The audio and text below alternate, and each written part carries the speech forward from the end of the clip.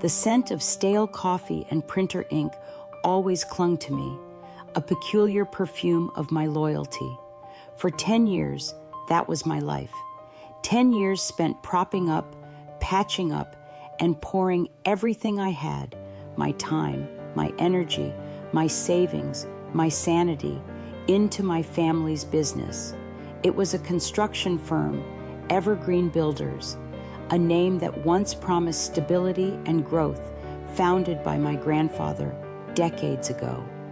My parents, Robert and Susan, had inherited it, and my older brother Mark was the designated heir apparent, groomed from birth to take over. I, Alex, was simply there, the quiet, reliable one, the one who saw the cracks, the one who found the solutions, the one who always stepped in, the invisible anchor holding the ship steady as it slowly, imperceptibly began to drift off course. It started subtly, as these things always do, a small loan here, a few $1,000s when a crucial piece of equipment broke down. Just until the next big contract comes through, Alex, my dad, Robert, would say, clapping me on the shoulder, his eyes twinkling with a false confidence that even then I could see through. Mark, always quick with a grand vision, but slow with follow-through, would nod enthusiastically. "We're almost there, sis. Just a small push." I was young, fresh out of college, eager to help my family, to contribute to the legacy. I had a good job in tech, a steady income, and naive trust. So I'd open my savings account, transfer the funds, and watch the money vanish, rarely to be repaid. Those small pushes became bigger shoves. It wasn't just equipment now. It was unexpected payroll shortages, a vital supplier demanding immediate payment, a sudden, unforeseen regulatory fine. The family business, which had always projected an image of robust success to the outside world, was, behind the scenes, a leaky sieve, constantly requiring my personal funds to plug holes. "It's just a temporary cash flow issue, Alex," my mom, Susan, would assure me, her voice sweet as sugar, but her eyes holding a glint of steel that subtly conveyed, "This is your duty."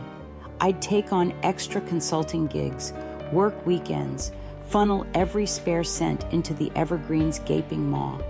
My dreams of buying my own condo, of traveling, of financial independence slowly faded into the background, postponed indefinitely. Mark, meanwhile, was the face of the company, attending industry events, charming clients, while I was buried in the spreadsheets, analyzing the increasingly precarious balance sheets, finding ways to cut costs, to streamline operations. He brought in big contracts, yes, but often overestimated capabilities, leading to costly delays and penalty fees. My expertise in project management and my meticulous attention to detail were constantly being deployed to clean up his messes, to rescue deals that were on the brink of collapse. I wasn't just their bank. I was their silent operations manager, their unsung problem solver, their unpaid consultant. Over the decade, the loans amounted to well over $100,000, perhaps even closer to $200,000 when you factored in the countless hours of unpaid labor, the opportunities I sacrificed, the emotional energy I expended to keep their ship from sinking. They never acknowledged it, not truly. There were no thank yous that felt genuine, no offers of repayment plans. It was simply expected. I was doing my part. I was family. My parents would occasionally pat me on the back, telling me how responsible I was, how reliable. Mark would joke, "Alex is our good luck charm. She always makes things work." Their words felt like chains, binding me tighter to their spiraling needs. I watched friends buy homes, travel the world, build their own independent lives. I was stuck. Every time I tried to pull back, even slightly, a new crisis would emerge, a desperate plea, a thinly veiled emotional blackmail. The business is struggling, Alex. What about Grandpa's legacy? What about your family? It was always about the family, never about me. My own financial stability, my own future, was slowly being eroded, drained dry by their insatiable appetite for easy solutions. I began to feel like a well, constantly drawn from, with no time or opportunity to replenish myself. The resentment began to fester, a slow-burning fire deep inside me. I'd lie awake at night, staring at the ceiling, replaying conversations, tallying up the sacrifices. Why was it always me? Why were they so blind to the fact that their multi-million-dollar business was a house of cards built on my generosity? Why did they never once offer to help me? I loved my family, but I was also becoming increasingly aware that my love was being exploited, twisted into a weapon against my own well-being. The thought of cutting them off, of finally saying no, felt like an act of unspeakable betrayal, yet also a desperate, primal need for self-preservation. I was teetering on the edge, the weight of their expectations, their unspoken demands, becoming almost unbearable. Little did I know, the breaking point was just around the corner. A personal crisis, one that would redefine the meaning of family and force me to confront the cold, hard truth about their self-serving nature. The dam was about to break, and the floodgates, once opened, would unleash a torrent of consequences they were utterly unprepared for. They thought I was their unbreakable anchor. They had no idea I was about to become the storm that would tear them apart. Do you dare to witness the moment I finally called for help and the shocking way my family responded? You might want to sit down for this.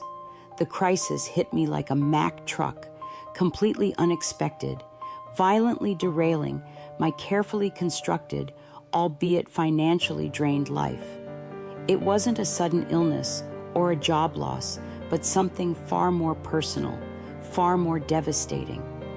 My long-term partner, the man I envisioned building a new independent life with, a life finally free from the shadow of evergreen builders, was diagnosed with a rare, aggressive form of cancer. The world shrunk to a clinical white room filled with the sterile scent of antiseptics and the crushing weight of medical bills. He needed immediate, specialized treatment, experimental procedures not fully covered by insurance. The cost was astronomical, easily pushing into the high six figures. My tech job, good as it was, couldn't cover it. My meager personal savings, perpetually drained by my family, were a drop in the ocean. This was it, my moment of true need. After a decade of being their quiet, ever-present safety net, of pouring my resources into their ventures, I finally had a crisis that was entirely my own, entirely beyond my ability to manage alone. I swallowed my pride, pushed down the lingering resentment, and called my parents. This wasn't about the business. This was about life and death. This was about family. I sat them down in our living room, the very place where they'd so often charmed me into another temporary loan.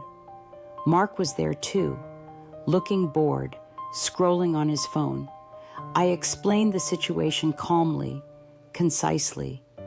The diagnosis, the treatment plan, the exorbitant costs. My voice cracked only once, betraying the raw fear that clawed at my throat. I've helped you for years, with the business, with countless emergencies, I pleaded, my gaze sweeping across their faces. Now, I truly need help, not a loan, not a handout, but just some support. Even if it's just a fraction of what I've given you, or what the business is supposedly worth. Could Evergreen help? Could you help? Just to get us through this initial hurdle? The silence that followed wasn't sympathetic. It was cold, calculating. My father, Robert, cleared his throat, his face a careful mask. Alex, he began, his voice flat. We understand this is difficult, but Evergreen Builders is a business. You know how tight cash flow is. We can't just divert company funds for personal matters. That's highly unethical. Unethical? I nearly choked on the irony. My mother, Susan, chimed in, her voice surprisingly devoid of the usual sugary sweetness. And honestly, Alex, you've always been so strong, so resourceful. We know you'll figure this out. You always do. Then Mark, my brother, my older brother, the designated heir, finally looked up from his phone. A slow, condescending smile spread across his face. He actually chuckled. Yeah, Alex, you're our fixer, right? You always land on your feet. Besides, he added, a dismissive wave of his hand, it's not like you actually own any part of Evergreen. You're just support staff, basically. We run the actual business. The laughter. It wasn't a roar of cruel mockery, but a soft, dismissive titter from Mark, echoed by a subtle, almost imperceptible smirk on my parents' faces. It was the sound of my years of sacrifice, my emotional and financial investment being ridiculed, thrown back in my face as worthless. It was the sound of my family, the people I had bled for, telling me that I was nothing more than a disposable tool, a personal ATM they could drain at will and then discard when my own well ran dry. My partner's life hung in the balance, and they laughed. They laughed. In that moment, something inside me snapped. The dam that had held back a decade of resentment, of ignored boundaries, of silent suffering, burst. The tears that had been welling up for my partner's diagnosis, for my own fear, evaporated, replaced by a cold, searing rage. I looked at their faces, at their utter lack of empathy, at their entitled smiles, and I saw them for what they truly were, parasites, feeding off my generosity, utterly devoid of reciprocity or genuine care. The family I had so desperately tried to save, to support, was rotten to the core. I left the room without a word, my hands shaking, not from fear, but from a terrifying new clarity. I didn't yell, I didn't argue. There was nothing to argue about. Their response was the ultimate, undeniable truth. They were not my family in any meaningful sense beyond shared DNA. They were exploiters. I went back to my partner, devastated but resolute. I pulled every last penny from my personal savings, depleted my small emergency fund, and took out a second mortgage on my house. We would fight this with everything I had, but the fight would be mine alone. And as I pored over the grim financial figures, a new, chilling plan began to take root in my mind. If I was nothing more than support staff, if my contributions were so easily dismissed, then what would happen if the support staff simply vanished? If the anchor was quietly pulled away? Evergreen Builders, in their arrogance, had no idea how deeply reliant they had become on my unseen labor, my problem-solving skills, my constant financial infusions. Mark was the face, but I was the engine, and I was about to seize. I subtly began to withdraw my involvement. I stopped proactively checking the financials. When Mark or my parents asked for my input on a looming problem, I'd give vague, unhelpful answers or suggest they handle it themselves as the owners. I started taking my personal consulting gigs more seriously, pouring my energy into clients who actually paid me, who actually valued my expertise. When my parents called with their usual crisis of the week, I'd feign busyness, a headache, or a prior commitment. The temporary cash flow issues they'd always boasted about handling just fine were now genuinely starting to bite. Their calls became more frequent, their tone shifting from demanding to increasingly frantic. Projects started getting delayed. Budget overruns became more common. Key suppliers, whose invoices I had often personally covered in a pinch, began to threaten to cut them off.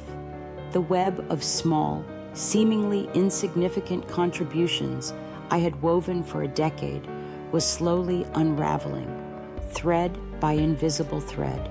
They were struggling, really struggling, for the first time without my safety net, without my silent intervention. They were flailing, and I was watching. And in the face of my partner's brave fight for his life, their petty struggles felt like the ultimate, exquisite justice. The laughter, their cruel, dismissive laughter, still echoed in my ears, but now it was morphing. It was becoming the soundtrack to their slow, agonizing downfall. They thought I was trapped, bound by loyalty and family duty. They had no idea I was quietly cutting every single chain, preparing to watch their multi-million-dollar empire, built on sand and my stolen generosity, crumble into dust. Are you ready to witness the final, devastating collapse? The moment their multi-million-dollar business finally hit rock bottom, and the choice I made that cemented their ruin and my freedom. This is where their reckoning truly begins. The phone calls became relentless, a cacophony of panicked voices. My parents, Robert and Susan, sounded desperate, their usual calm facade shattered. Mark, my brother, alternating between furious accusations and pathetic pleas. Alex, you have to help us. Evergreen is in serious trouble. Where have you been? You're just ignoring us, aren't you? After everything we've done for you. Everything they've done for me?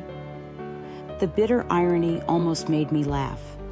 I listened to their escalating panic with a chilling detachment I hadn't known I possessed. The temporary cash flow issues had metastasized into a full-blown financial hemorrhage. Without my constant, often invisible, bailouts and my meticulous, unpaid operational support, Evergreen Builders was rapidly losing control. Large projects, once secured by Mark's charm, were now plagued by missed deadlines, subcontractor disputes, and spiraling costs. Key suppliers, whose patience I had personally nurtured with timely, often out-of-pocket payments, finally cut them off.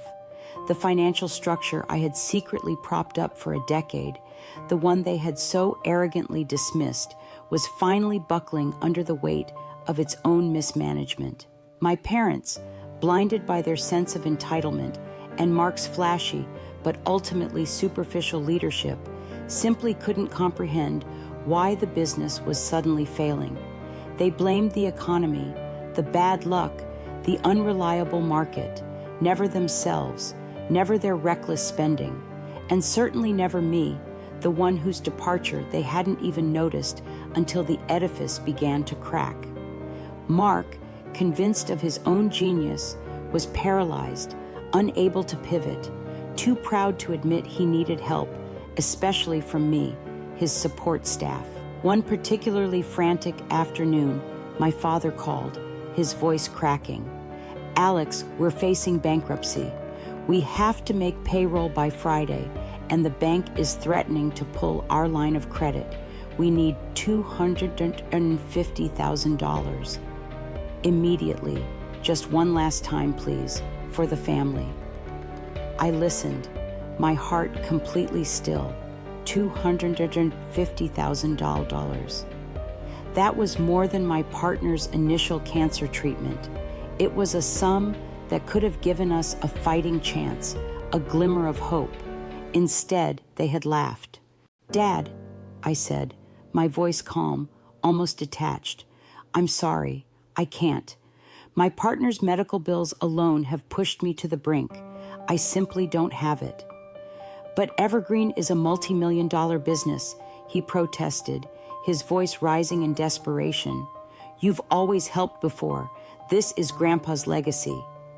And you laughed when I needed help, I reminded him, my voice steady, betraying no emotion. You told me I was strong enough to figure it out on my own. You told me I was just support staff. Well, support staff has their own life now, a very difficult one, and I'm figuring it out, just like you told me I would. There was a stunned silence on the other end of the line. He stuttered, "Alex, that's not fair. We didn't mean it like that." But they did. They absolutely did. "I think you did, Dad," I replied, and gently, calmly, I hung up the phone. It was perhaps the hardest, yet most liberating, phone call of my life. The collapse was swift and brutal. Within weeks, Evergreen Builders, the multi-million-dollar business, filed for Chapter 11 bankruptcy. The headlines, when they came, were devastating. Years of mismanagement, mounting debts, and a sudden inability to secure crucial funding led to their undoing. Assets were liquidated, properties sold off, and the company that had been my family's identity for generations, the one I had secretly kept afloat with my blood, sweat, and tears for a decade, became nothing but a cautionary tale in the local business section. My parents lost everything they had tied to the business. Their personal guarantees on loans meant they were financially devastated. Mark, stripped of his CEO title and his family's financial safety net, was left scrambling. They called me, screamed at me, accused me of sabotaging them, of being heartless, of letting Grandpa down. "You just stood by and watched us burn," Mark shrieked in one particularly unhinged voicemail. And I did. I watched, not with glee, not with hatred, but with a profound, almost weary sense of justice. My partner's fight for his life continued, an ongoing battle filled with uncertainty and pain. His medical journey remained my priority. My financial resources, though stretched thin, were entirely devoted to him. My life was no longer about bailing out my family, but about fighting for the man I loved. The family, the one I had tried so desperately to save, was fractured beyond repair. Some relatives sided with my parents, viewing me as a monster who abandoned her own. Others, the more distant ones who knew vague whispers of Evergreen's behind-the-scenes struggles, offered quiet nods of understanding, a subtle acknowledgement that the family had, indeed, leaned too heavily on my silent strength. But none of that truly mattered to me. My own peace, my own survival, was finally taking precedence. The silence that now filled my life wasn't the suffocating, watchful silence of the silent war. It was the vast, open silence of freedom. The smell of printer ink and stale coffee was gone, replaced by the comforting scent of my home, the quiet hum of medical equipment, and the faint, hopeful scent of a future I was finally building, brick by painful, resilient brick, for myself and my partner. Was I the AITA for letting my family's multi-million-dollar business collapse after they laughed in my face during my greatest hour of need? Was it cruel, or was it the only way to break free from the chains of their entitlement and reclaim my own worth, my own life, and my own chance at survival? I'm not looking for absolution, but I am curious. What would you have done? Let me know in the comments below. Your thoughts, as always, are invaluable.